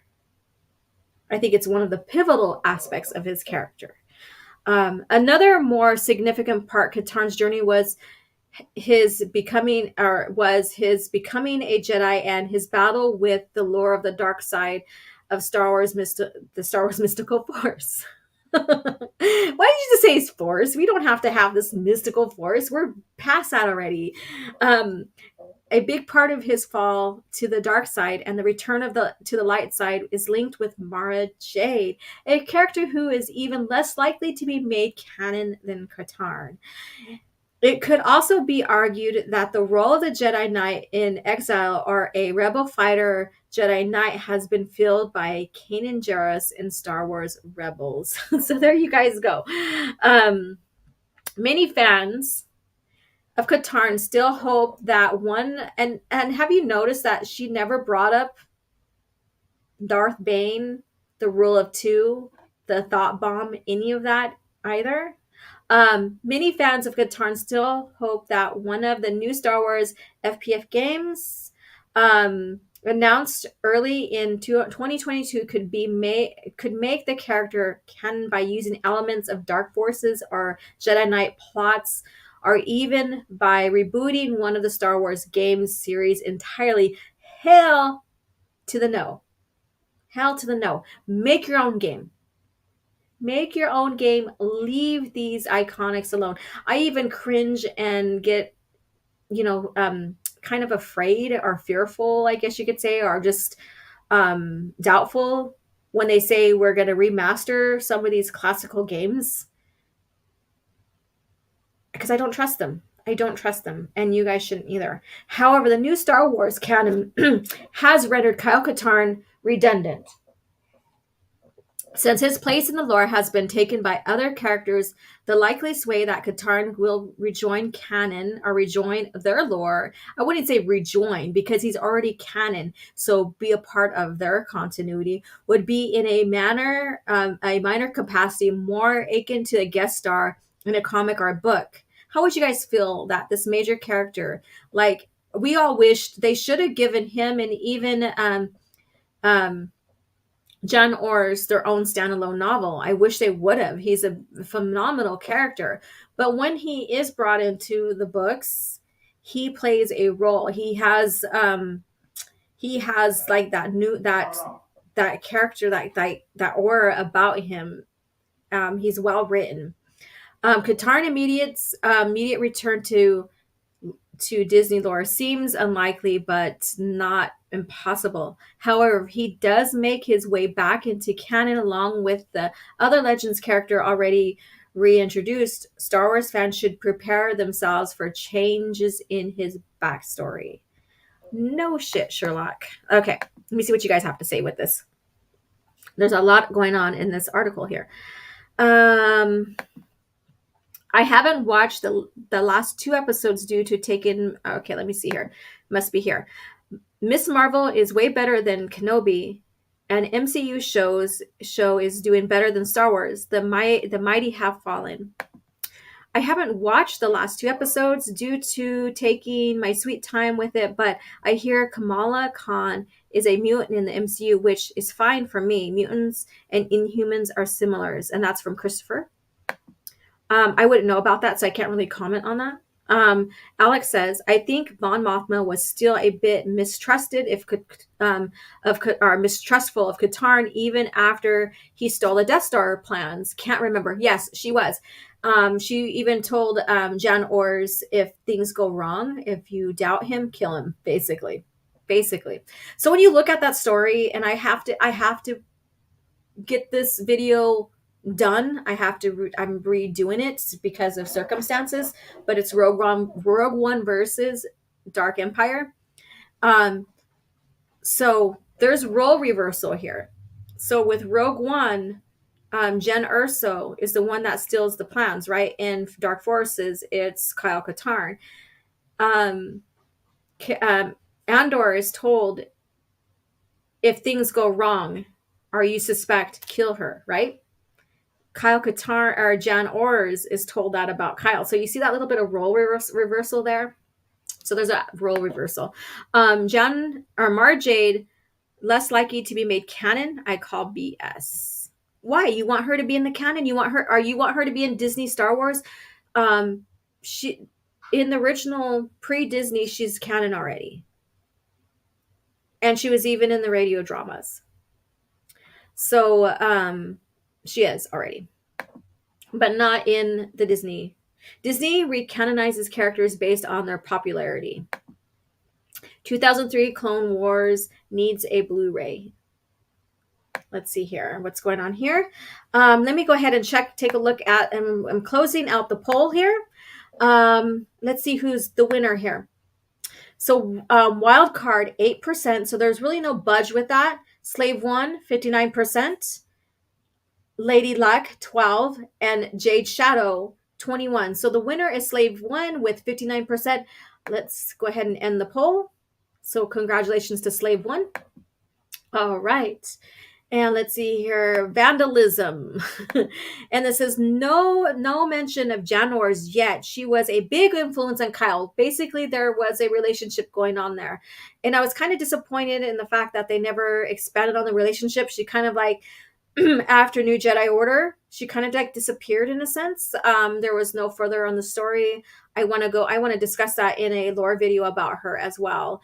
And go into what if factors or whatever that happened with her. I would have loved to seen them in a relationship further on, like Legacy of the Force, what have you. And maybe it wasn't meant to be. Not everybody's meant to be in a relationship, right? Or be successful. Mutants and inhumans are not alike. All right, I have no, you guys can go ahead and discuss that. I have no knowledge in that. Let's see here. Mon Mothma told Jan that before he stole the plans. I know. Exactly. And let's see here. And Slave One forever, not stupid fire spray. Yuck. Yes. So what do you guys think about this? Do you guys think it's a good idea? Do you guys anticipate? Do you guys hope?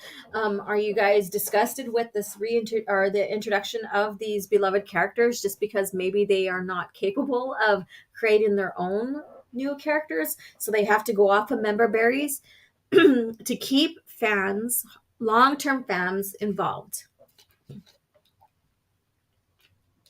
Let me get some water. Let me get some moisture in the throat. Let's see here. And Slave One, yes. So what do you guys think about that? I'm going to go ahead and stop sharing here. Let's see here. And there's another funny story going on here. There's this this Twitter account. I don't know how long they've been. I haven't really researched their bio and stuff, but they keep on putting hot takes to make Star Wars, like particularly pre-Disney Star Wars, look bad, like particularly the EU, the PT, and all of that. And one of the things that they showed up was how they were trying to assassinate Padme in Attack of the Clones. It was in her apartment, the apartment scene one, trying to say it was not well written, that it wasn't well planned out, bad writing, they should have just shot her from the window, and all kinds of this. And George Lucas is a poor, poor this, poor that, going into, the classical PT sucks kind of rhetoric. And I share that on Twitter, so you guys go ahead and check that out. Let me see here. Yes, I want Disney to introduce any, I want Disney to introduce any characters they want and trash them so shills will at least have a chance to bust a nut and have plenty of more chances to make fun of them all. You want to do that just in spite and humor. I kind of get what you're going there. Mon Mothma did trust Katarn after he stole the Death Star plans. I know that. We're talking about beforehand. He had to prove himself. Let's see here. I became a Star Wars fan at age 10. My dad was a Western fan, so I had never watched it. I was in love from the start. I feel so sad for what it was. Or for what had become of it, you mean? Yeah. Let's see here. All right, so let's see here. I wanted to go ahead because I wanted to do a video, a haul video on these, and then my internet, during the time frame, was to shit. So it was it just wasn't, responding well. And so I wanted to share these with you guys. I'm going to put these in order while I talk to you guys. But how many of you guys are familiar with these right here? They are amazing.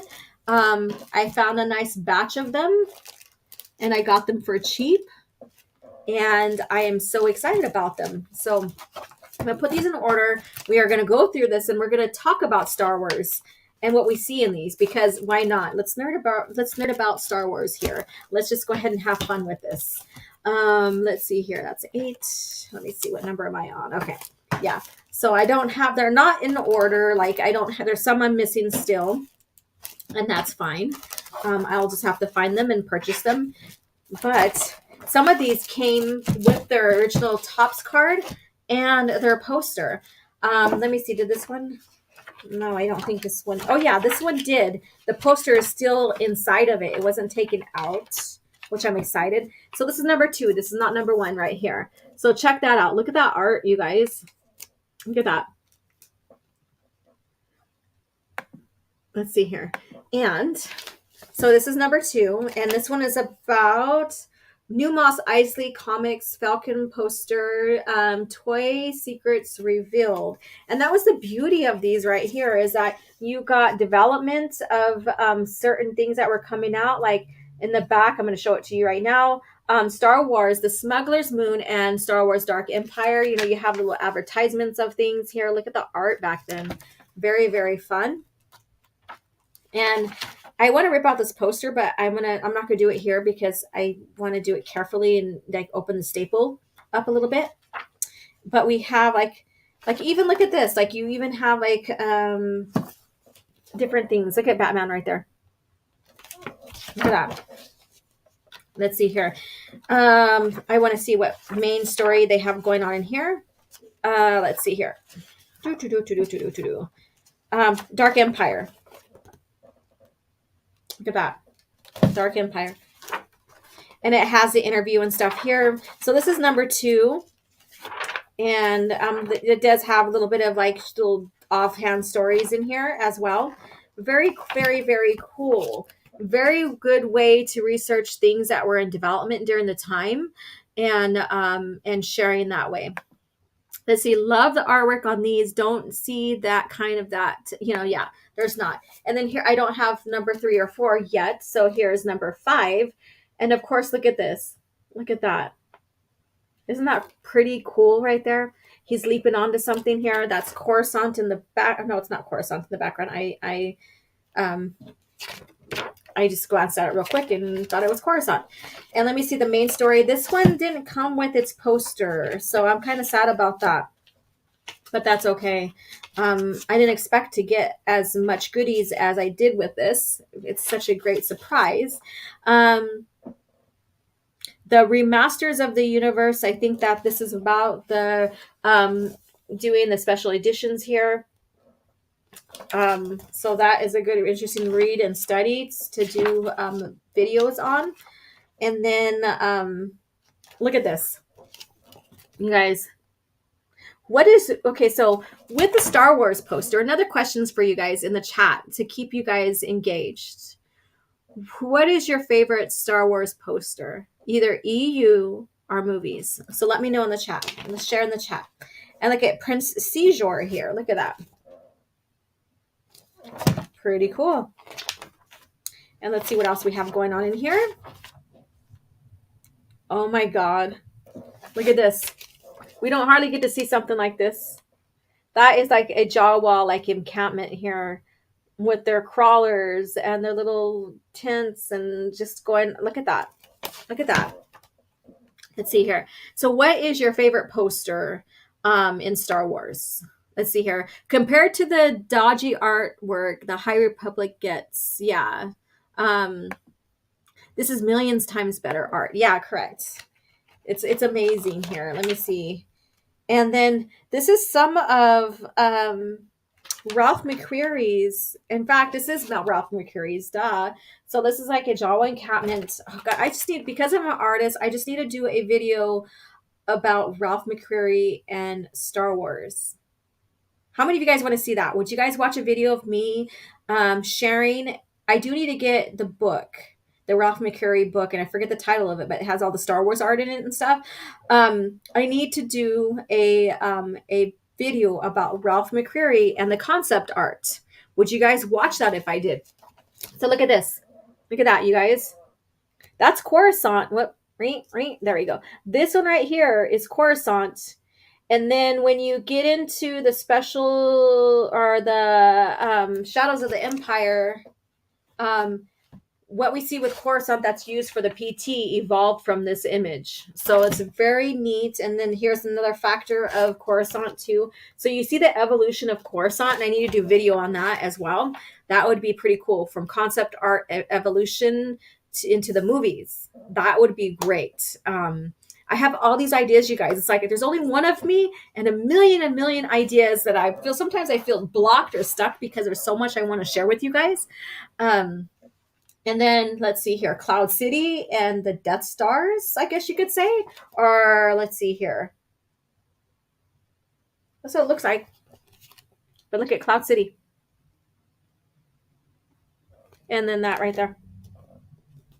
Oh, whoopsie. Can I get my shit straight? And let's see here. I do have this right here.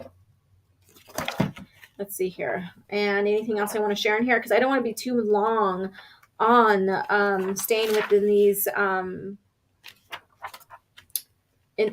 magazines here. I want to move through these.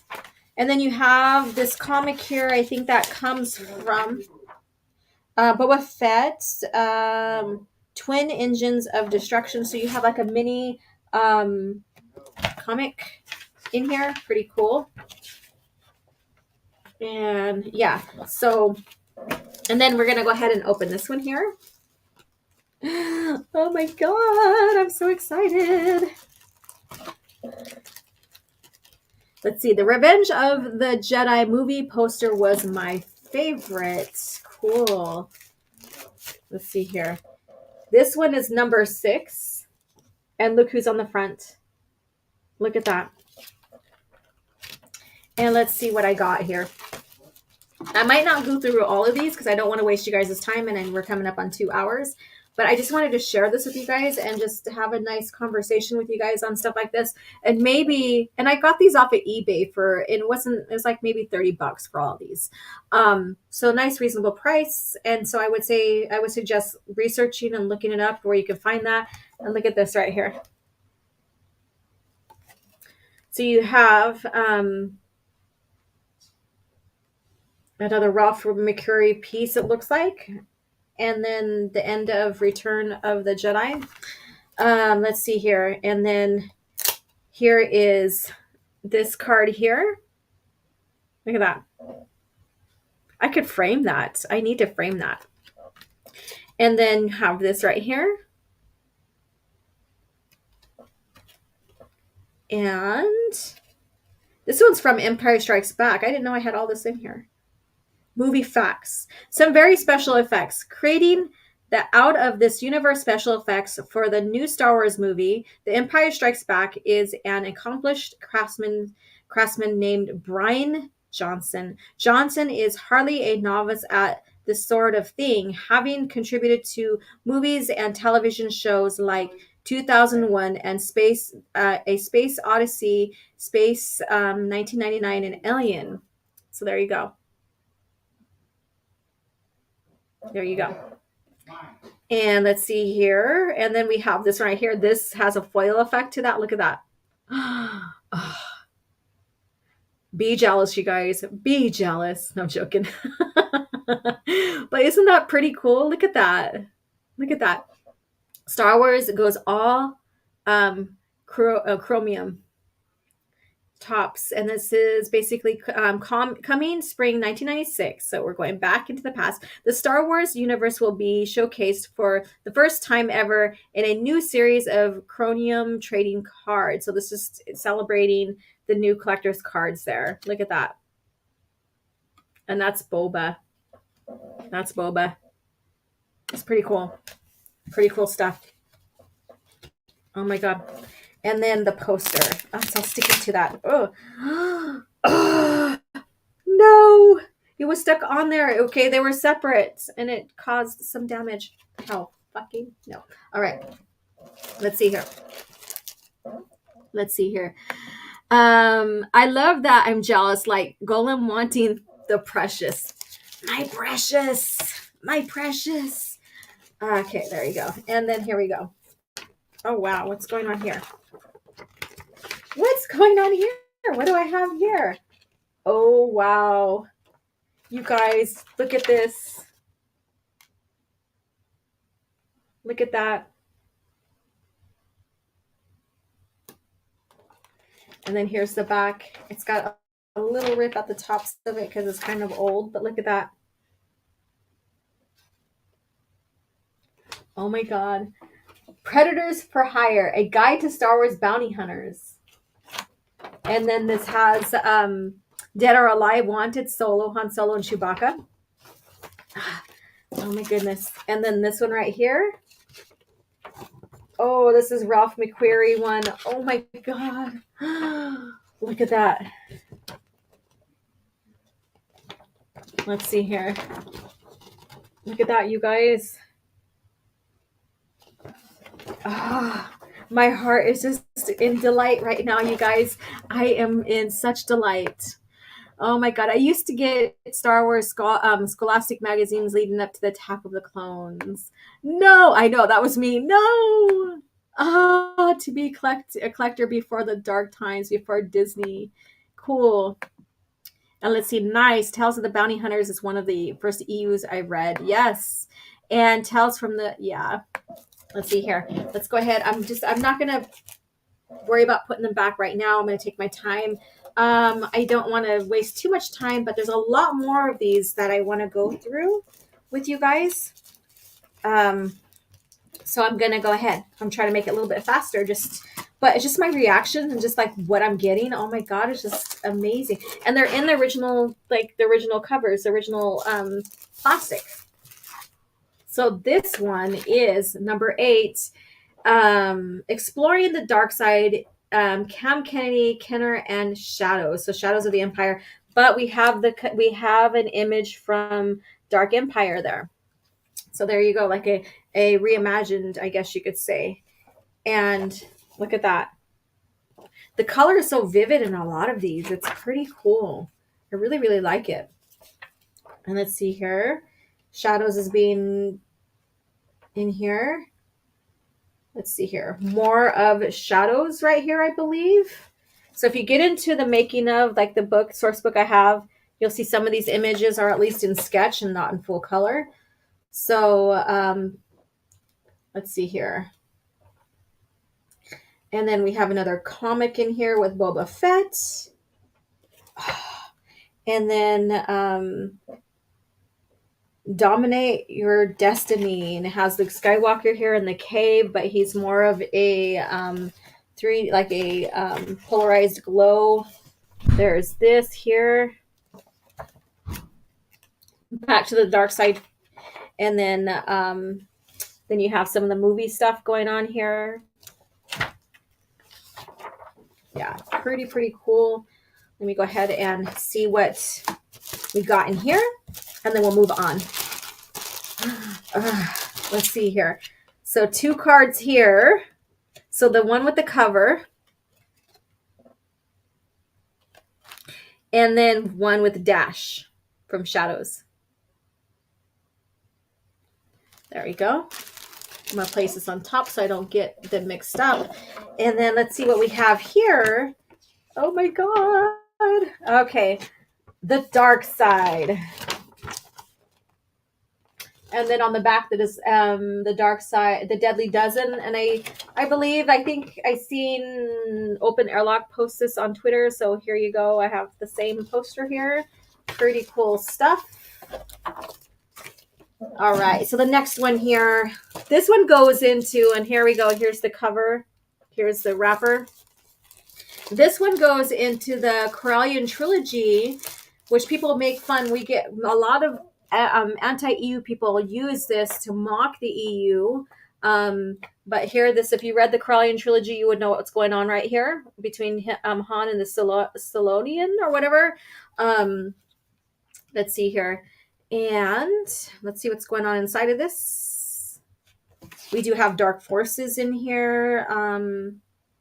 So a little bit of introduction to that along with other things. I love the advertisements in here of all the content. And then you, of course, you have the figures, the merch. Pretty cool. And let's see another comic in here. Pretty cool.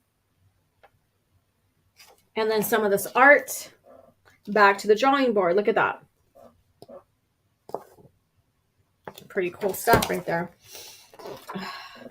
It's just amazing going through all this. Oh, the poster probably was taken out of here. The staples just kind of fell apart a little bit on this. I don't know why. And is there anything else I want to point out in this? No, I don't think so. Let's go ahead and take a look at the poster and the card that's included in here. Don't want to rip this as much as, there we go. So let's see what we have in here. The artwork is so good. I agree. All right. So I'm going to show one more and that's it. And we're going to wrap this up because I have a meeting I have to go to here pretty soon. So here we go. We got the image of the cover here with Han and the Solonian here. And like I said, if you read Korean Trilogy, you'll know what's going on right here. And that they do look otterish, I guess you could say. And then, of course, the scene from A New Hope. Star Wars Trilogy Special Editions coming this February. So you have a sneak peek of what was going on and what the changes were there.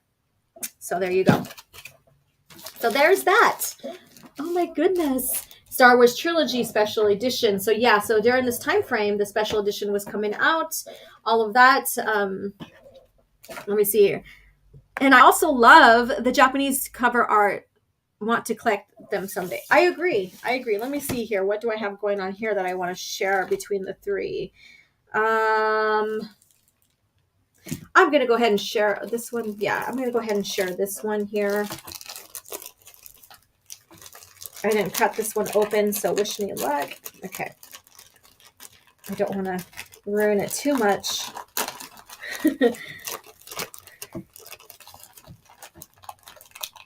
All right. Let's see here. There it says, not Star Wars, but I heard Harrison Ford is going to be in the 1930s Yellowstone spinoff. Oh, is he? I haven't been paying attention much to all that. So we'll see. I'll look into that and share a bit of that. All right. So we're going to look at this one here. Darth Vader. The special issues all about Darth Vader. Dun, dun, dun. Awesome. Everybody's favorite villain. The all-time favorite villain in movie history. You know, so I don't like how he was shown in Kenobi very well, but that's just my opinion. This has the poster. Oh my god, you guys, this is freaking amazing. I can get this framed.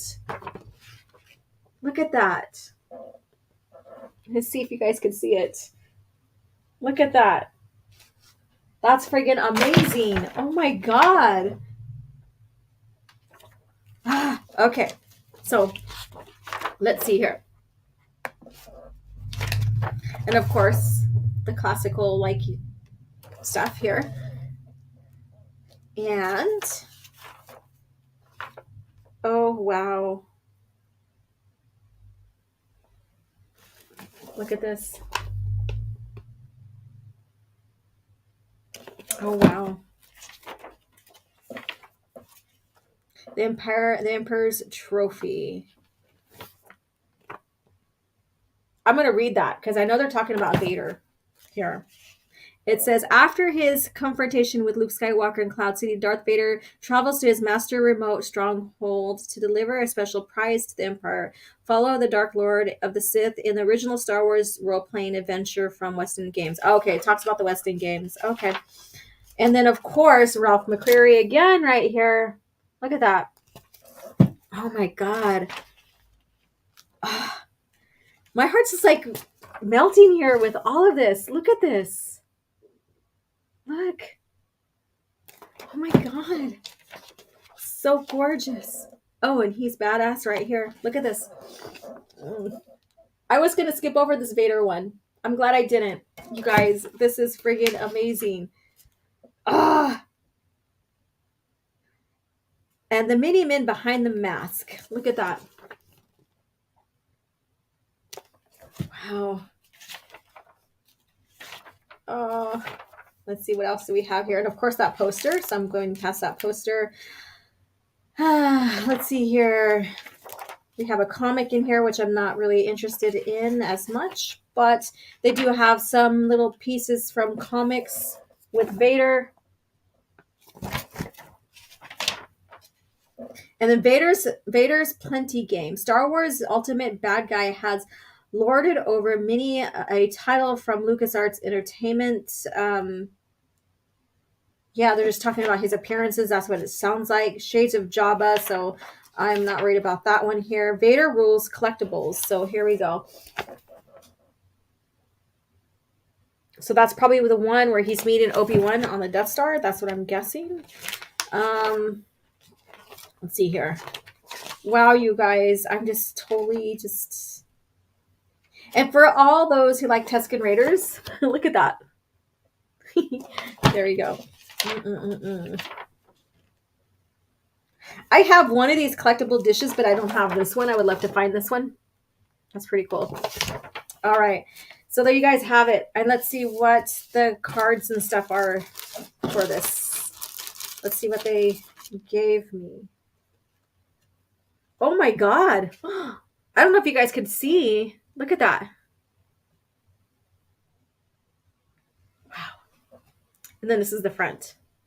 So you have the front of it. Here's the back of it. All right. I'm like a kid in the candy store. I'm like it's Christmas all over again. Oh my God. So here's the collector's card for this. Look at that. Oh, let's see here. And let's see here. Star Wars vehicles. Pretty cool. Pretty cool. All right, you guys, we're going to start closing out here. I just wanted to have fun, nerd out with you guys over some of the stuff that I received here. There's 2 more, I believe, or 3 more, but I need to start closing us out here. And thank you guys for hanging out with me this long. 50 Shades of Java. I know, right? I mean, this is before 50 Shades of Grey, right? So maybe I will put this up on Twitter about that article just because it kind of intrigued you. But it's just the making of him. It's not dealing with any innuendo, I guess you could say. Yeah, so, but thank you guys so much. Like, my heart is like, it's like melting over this stuff, and I have to get ready for a meeting here pretty soon. So, or I would spend another 20 minutes with you guys going over the rest of these. But I'm glad I got a chance to do this with you guys. Next week for Coffee Chat, we will continue on with the 4 societies. We'll have a new article to talk about, our new news to talk about for Cringe Factor, and maybe talk about another character, another piece of the lore. Fun times. Thank you. Yes, thank you.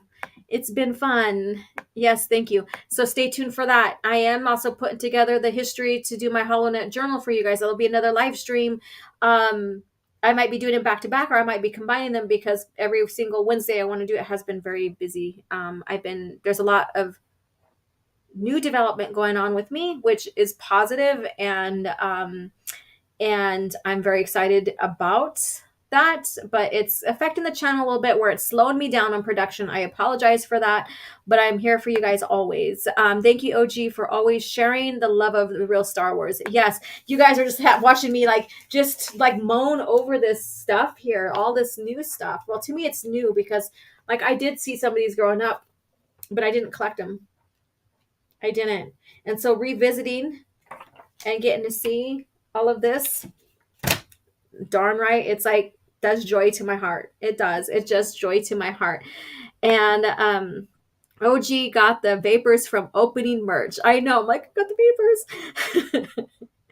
And let's see here. Have a great one, OG. Yeah, so you know what? So, I got to still re-put together, redevelop the video Dark Forces versus Rogue One, because I've lost that video because I do some of my stuff on my phone, and in my wreck, my phone totally got destroyed. I'm here. That's all that counts, right?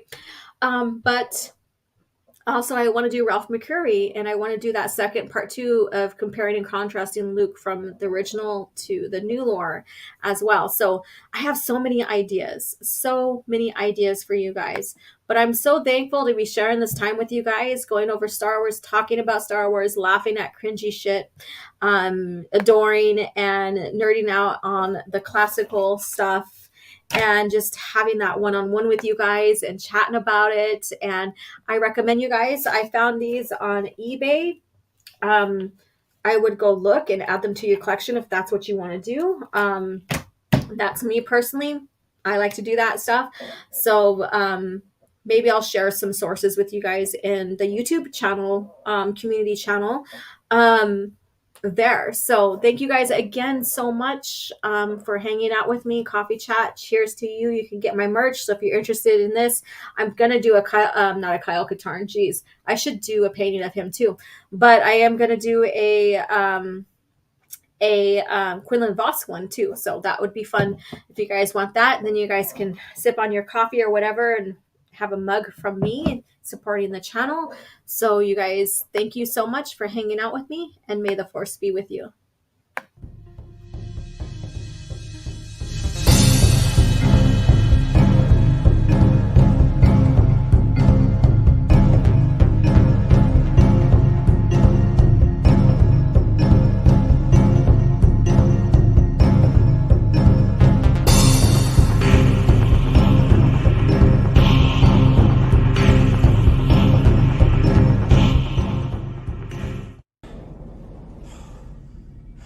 Another happy landing.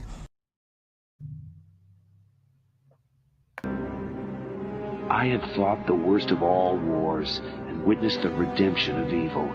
I have seen balance restored to the Force. But order can turn to chaos, as it did when I was born. Now, with my loved ones and my loyal allies, I face a new challenge unlike any before. And I'm not sure this time we can win. Star Wars Vector Prime by R.A. Salvatore, the first novel of the new Jedi Order.